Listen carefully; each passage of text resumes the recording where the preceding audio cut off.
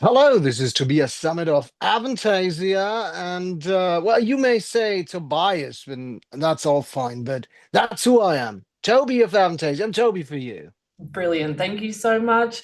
Look, with the new album set to release so soon, is there any hint of an Australian tour?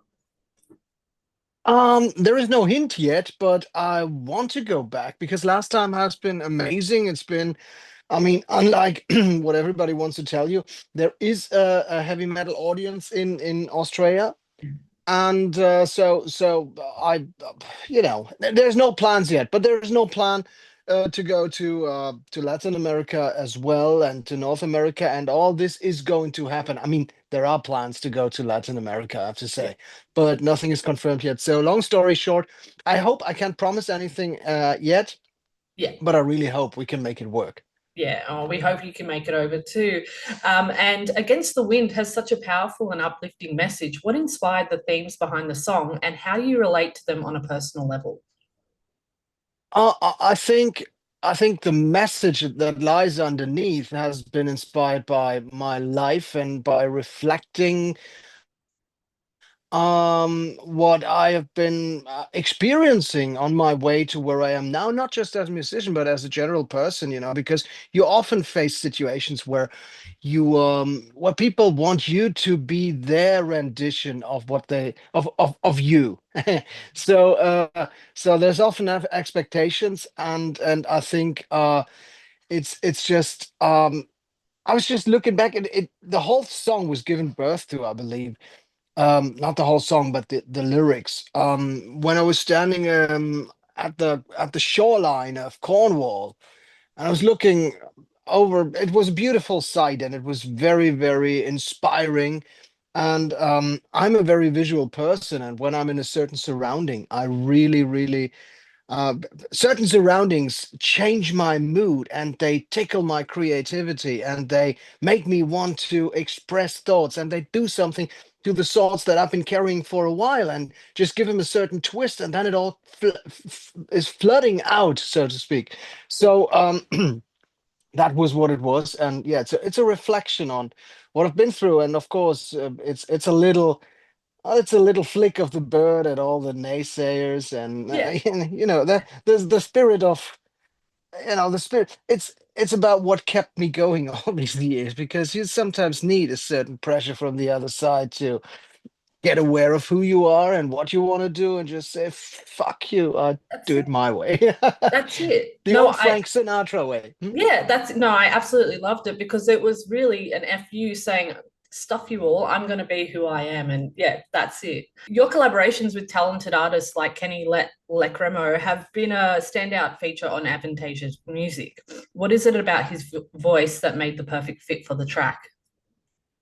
Oh, he is an amazing singer overall, and I first got to know Kenny in 29, I believe, 2009, when we toured, when we took a Heat out on tour with Ed Guy, and he was an amazing singer. I mean, the whole band is great, and the songwriting is great, and they're playing great. It was really funny to see these back then young kids play like a real old band, but have the old qualities. They sounded very seasoned, but they weren't. They were kids on stage, and I knew that Kenny was a big part of that magic, and I liked his voice. And when he was out on the road with us with Amtasia in 2024, I had a feeling. I mean, he could do all these things technically. He's got no limitations to his voice. It's a very juvenile sounding voice. He hasn't blown out his voice yet, like all the others of us have. Yeah. So, so he's a real he's a real technical prodigy, singing, having a huge range, and he can do all these things that are required in power metal. It's a very demanding, or power metal, you know what I mean, the technical way of Yeah. singing metal, like the Bruce Dickinson, Rob Halford, Jeff Tate, Michael Kiske kind of thing. And he knows how to do all these things, but he also has this AOR background. And I had this song Against the Wind, and while it's on the surface a very, very typical speed metal, European metal, neoclassical metal, whatever you call it, song, I think it has this little twist in the chorus, and the phrasing and the melody. It has almost some journey feel to it. And he has this background, this soul, not soul necessarily, but soulish AOR background as well. He understands Journey and he understands Boston and he understands that type of music. So I thought it's the best of both worlds. And so I said, he's going to sing the song. Well, I didn't say he's going to sing the song with us. I said, I'm going to ask him if he wants to sing that song with us. Yeah. So yeah, that's how it came together. And thank gosh he said yes, because he just fits on it so perfectly, like you're saying. He's an amazing singer. Yeah. Sorry, having such a rich musical history, how would you say Avantasia's sound has evolved over the years? What do you think Here Be Dragons represents in the bigger picture of Avantasia's journey? I think it's a very, very Avantasia sounding record. I think it's really it has all the trademarks. It has to offer something new, which is not to be taken for granted when you're a musician who's been doing it for 30 odd years. I've been around for 47 actually, but I think I started recording back in 95, 94 with that guy. Yeah. So that's 31 years. So, long story short, it's not to be taken for granted that you come up with stuff that you haven't done before. And I wouldn't blame anybody for doing it. I mean, AC/DC have been doing it for about 85 years. That's what I perceive it to be. And of course, they come up with stuff that they've done before. And I'm glad they do, because that means AC/DC is still around and alive and kicking and doing stuff. So for us, I really had a feeling that it was new material that we offered that we haven't done that way before. And that's nothing to be taken for granted. And for the first time in Avantasia's career, and that's a funny thing because it sounds so Avantasia, the record, Yeah. but for the first time in our career, it is not a conceptual album. I mean, conceptual to a certain extent. Yeah. Everything is conceptual to a certain extent because you're in a certain state of mind, you're in a certain frame of a mental state at a given time. And that's why everything is a bit cohesive when you're putting an album together over a certain period of time. But this record is just based on short stories, and it was a great liberating approach because for the first time before was throwing myself into the waves of creativity and putting this album together, I didn't really sit down in front of a blank piece of paper and start to write a storyline and came up with a story. That can be a good guideline, but that can also be a ball and a chain Yeah. because when you write a story and you stick to a storyline and you stick to a concept, you have to really think about, okay, the third song, I want this to be the third song. No, it's not possible. It's an up-tempo track, but that's the passage where the dwarves are crawling Yeah. across the forest. Well, I never had dwarves crawling across forests in my albums, but you get the point. Yeah. So you really have to, there's certain fixtures and certain, it's a corset.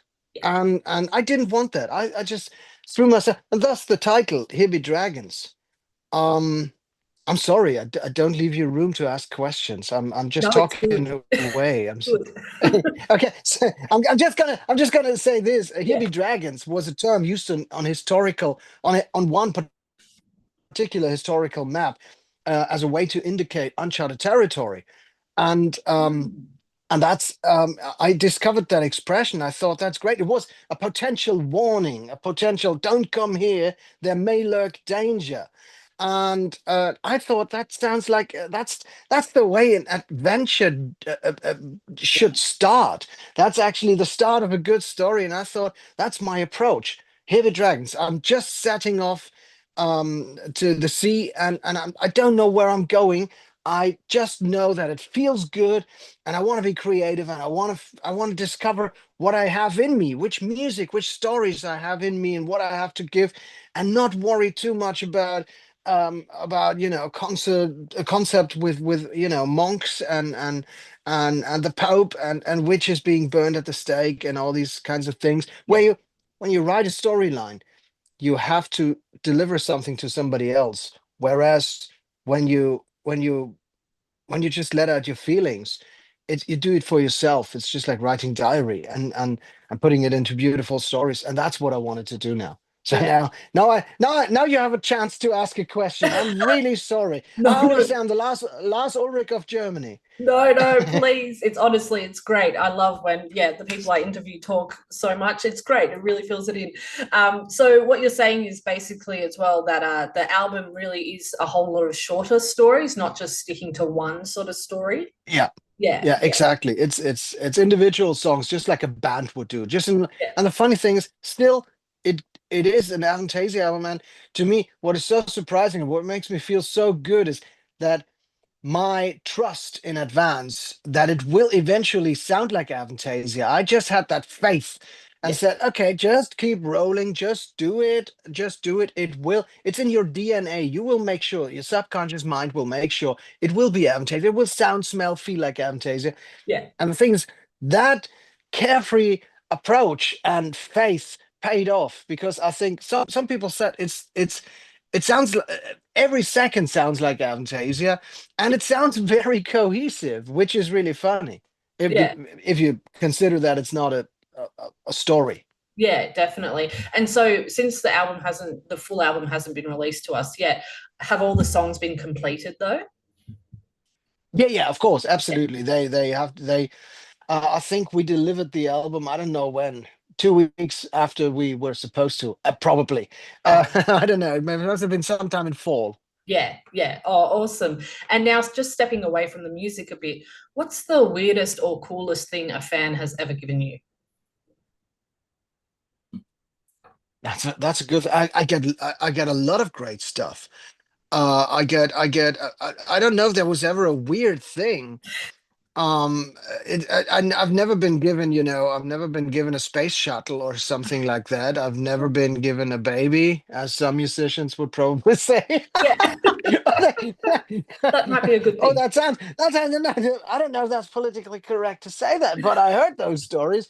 Um, I don't really know. I get all kinds of great stuff. I get some records of my favorite bands sometimes, and sometimes a cool shirt or a cool hat. I got great sunglasses, and people, I don't ask for that.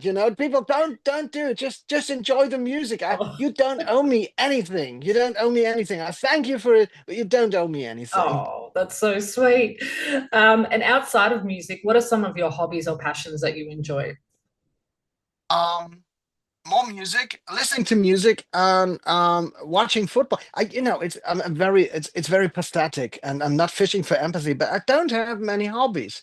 I don't have many hobbies. I enjoy, I can completely switch on my brain when I'm watching a good football game of Bayern Munich. I'm a huge Bayern Munich supporter, Yeah, and I just watched him last night. That's the bags under my eyes, having to get up so early. Uh, it's that's really the only thing I of course I take walks. I take walks and I do some workout, and of course I do some, but I wouldn't go that far and call it a hobby. It's just the yeah, natural thing you do. I love to travel, but that's what I do for a living as well. yeah, And sometimes just a very very goofy playing PlayStation with a good friend of mine. yeah, But it's I wouldn't call it a hobby. That's what you do maybe once a month. So that's not a hobby. I'm not yeah. collecting toy trains. I'm not, becoming like Brian May, looking at the Yeah. stars. And I don't do these kinds of things. I'm just a Oh, boring nerd in a studio. no, Look, I'm sitting in the studio. an awesome studio. No, it just means that clearly, you dedicate a lot of your life and time to music. That's what I think it means. And that's all right. Yeah, you see the glass always half full. Thank you very much. Yeah, of course. Look, the new album features a mix of cinematic soundscapes and symphonic elements. How do you balance the grandiose with the more intimate moments in your music? Everything I do happens very subconsciously. I don't really think about it. A lot of it is based on intuition. All my music is very, I think, intimate in a way that I express my thoughts. And I think writing music and playing music for me, especially writing music and putting it together, the stuff that I've written, is like writing diary. I just that's also when people come to me and say, "Oh, please do it a little more like this, or a little more like that, or a little faster, a little slower." some people always complain, some people just have great advice, some people not so great advice. But anyway, people always suggest do it this way, do it that way. That's not possible. Yeah. I mean, I can take advice from friends of mine when they say, "Oh, why don't you try it with a different beat here?"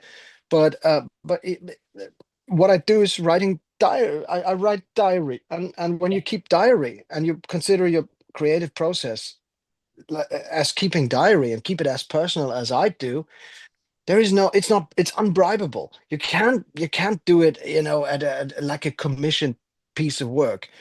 So that's what I do. And then when it comes to presenting it, then this other side of mine comes out as well. And I have this side, of course, which is a bit more flamboyant and a bit more flashy, and I'm acting out that side of my character on stage. I wouldn't call myself in private very flamboyant or very hilarious. I don't know, I try to see things a bit with a tongue-in-cheek approach that makes it easier to deal with a lot of challenging situations in life. So I would call myself actually quite hilarious. So but in general, I would say it's my music is always very personal, and then the way I wrap it up and I present it is I do it in a flamboyant way, and that's just because I have this side in me as well. And you know we singers, we're all always the court chesters, and we have that thing in us also as a way to protect ourselves. A lot of people say, "Oh, he's talking so much and he thinks he's the greatest in the world." Of course, when you go on stage and when you're thrown to the lions, so to speak, as a young singer, Yeah. and you have to entertain these people, of course you have to find a way to deal with it. And that's how you just breathe in, and all the adrenaline, you have to feel like you're the king of the world. You have to get this Napoleon kind of stance Bravado. and just say, Definitely. okay, bring him on, bring him on. Oh yeah, I'll do it for you guys back there sitting hiding behind my little Oz. I'll do it. Bring him on. Yeah. So that's the way you approach it, and that's, I think, in my music as well. I've always been into flamboyant music, but I've always wanted something underneath it as well. And that's the personal thing for me. So it's quite balanced, I'd say. Yeah, yeah, definitely. It does sound very personal and very interesting. You brought up that fact about artists, having to really bolster themselves with a personality or a character that is still true to them, but it protects them. I think, yeah, Absolutely. That's why I yeah, sometimes wear sunglasses. I mean, some people say, like, there's no point to wear sunglasses in a room. Yeah, there's no point to not wear sunglasses in a room. It's never too dark to be cool. But uh, but the truth is, it's like a protection. It's like a windshield. It's just yeah, like, I won't allow you to point your laser eyes at my eyes, which are the window to my yeah, fragile parts of my personality.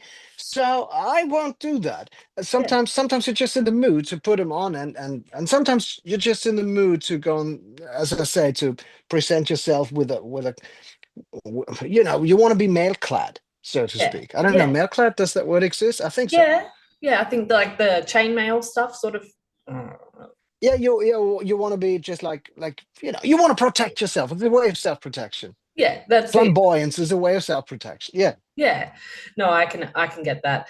And is there any music that you're listening to at the moment or that you really enjoy? Let me check. No? Can't hear it. Oh, Nothing? Oh, it's snowing outside. It's snowing outside. Can you imagine Australia? I'm just looking at the window and oh it's my starting to gosh. snow. Yeah, that's weird. It's not supposed to snow. It's about, we're about to go on tour in 4 weeks. It's gonna be Oh, slippery and everything. No, music that I'm currently listening to. I'm just watching. I'm just staring at a new. I just purchased a new edition of Bob Catley's Legends album. Bob oh, Catley, Magnum singer of Avantasia, yeah, apparently. And they just re-released one of his vinyls, one of his solo records on vinyl with a beautiful cover artwork of Rodney Matthews, and that was the reason why I bought it as a vinyl. Very expensive, actually. Bob, I just did that for you. Can you imagine, Bob? And Rodney, for you as well.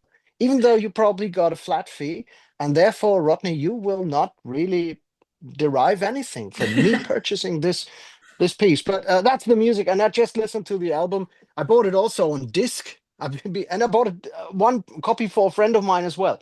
So I bought Wow. three copies of an old Bob Catley album. Currently, that's what I listen to. I just listened to the album of Foreigner, that where the opening track is Tooth and Nail. But I forgot the. I'm so bad with names these days. I'm turning 48. Well, in 10 months, but still, my brain is like 84. Oh, don't Um, worry. I'm not near that, but my brain is not very good either. Don't worry. Okay, that makes me feel better. Good. So yeah, I've been listening to, in brief words, Foreigner and some of that stuff. Oh, Foreigner, Bob Catley, and I'm. It's mainly when I listen to music in private. It's not, it's hardly speed metal, or it's more, a little more, you know, according to my age, okay. my biblical age. That makes sense. If you could pick one track from the new album Here Be Dragons that you're most proud of, which would it be and why? Oh, I'm proud of all of them. They're all like children of mine, you have to know. It's like Yeah. when an artist puts out new music, every track is like an own Hey. child, and you cannot Oh, pick one over the other. That's bullshit. Sometimes you just put a song there and say, that's not bad, but no, but in that case, I'm really proud of everything I do. I have this work ethic to not release something that I'm not happy with, because I'm never under the gun in terms of a release date or a deadline. I mean, of course, at a certain point you have a deadline, but I only agree to a deadline once I know that I'll be happy by that time. yeah. And when I have the song material together and everything. So I could pick any song. I think I could pick Creep Show because it's so different to all the other tracks. It's a little more uplifting and a little more cheerful and a little more playful and a little more some people, some of the hardcore gatekeepers of true power metal were a bit pissed off. And I like it when people get a little pissed off, because that generates controversy, and controversy generates, it tickles the algorithm of the social media Yes, platforms, it which is does. it's a real bad thing though, because that's why we have so much hate, I believe, in our society. But if I can work that in my favor, well, who am I to get in the way of that? I mean, I can't change the world. So, there was controversy, and some people were really, really angry about how can he put out a song that sounds like Ed Guy and put it on an Avantasia record and not take this whole grandiose opera thing not seriously anymore. Can he really do that? Yes, Yes. he can. No, I'm glad you're so open to it, open to the changing way of the world as well. Social media, like you said, we could all just hate it, which we all do, but we could all just try and pretend it's not happening and see where that takes us. But, I think it's better to embrace it as much as we can. I wrote a song about it, actually. It's called Phantasmagoria. It's about something entirely different on the surface. On the surface, it's a song about those old magic illusionist theaters of the 20s, and also the ones that go back to the 1800, I think. Yeah. Um, the 18th century, 1800s, 1700 something. Those illusion shows where they set up, where they presented tricks based on light illusions to scare spectators, and like an entertainment thing, the Phantasmagoria show, and everybody, oh, there's a ghost. No, it's just light illusion and stuff Illusion. like that. And everybody knew those were illusions, but everybody kept looking, and they knew it was, and they kept looking. And I spoke about how it scares you and how it does something to your subconscious mind. And I sometimes have the feeling that all the great development and and progress that we are presented with, it's all sold to us as it makes our lives easier and Mm. better, and we're all spending countless hours every day staring at phones. I don't want to sound like an old, like my grandfather, but I probably do. But so what? Right is right and wrong is wrong. I believe Yeah. it's not good for us to just spend 8 hours in front of a phone, dying for attention, Yeah. dying for answers, spreading hate, sowing, controversial, you know, controversy by attacking people, other people, and trying to tickle them so they respond back. And you are an idiot. No, you're an idiot. And we know it's not good for us, and still we have to go there. And not we. I mean, I don't do it. I do it for my job, but Yeah. some people, and they have to do it. And you stare, it's bullshit, and you surround yourself with negativity and with bad news also. And that you're aware that it's not good for you, but still people keep doing it in a way that is way too much. And there was a saying of Nietzsche, which is, if you stare into the abyss for too long, it's going to stare right back into you. And I believe Right. that's true. So Definitely. that, I think Phantasmagoria in a way is about exactly that. Yeah, and definitely it's that idea, I guess, as well, of not being able to look away, not to, you're addicted to it. You have to keep looking. Yeah. Yeah, and it makes you feel, it's not good for me, but I have Yeah. to, but I have to, but I have to, because it's exactly, that's what it is. And at a Yeah. certain point, it's just, yeah, Yeah. it's it's not good for you. Ads, Still do most it. of what I read is just bullshit. I shouldn't care, but Yeah. something sticks. Yes. And that something will, constant dripping wears the stone, and will wear the stone in your subconscious mind. And that's what how the Phantasmagoria show, presenting you with shocking images that you cannot comprehend. It's all artificial, but you shouldn't worry. But subconsciously, you will. It's like if you're watching gore horror movies all Yeah. your life. Of course, you say, "Oh, it's just bullshit," but somehow it will do something. It will affect you. I don't say that you will Definitely. become a mass murderer, but it will affect your subconscious mind. Yeah, yeah, no, definitely. Oh, Toby, I could talk to you forever. Thank you so much for your time today. I wish it was longer. Oh, thank you. Thank you. It was a great conversation. I hope I didn't ruin asking you. I mean, I didn't prevent you from asking too many questions by just talking away. Thank you. Have a good evening, and Thank, cheers to Down Under. thank you. Bye. See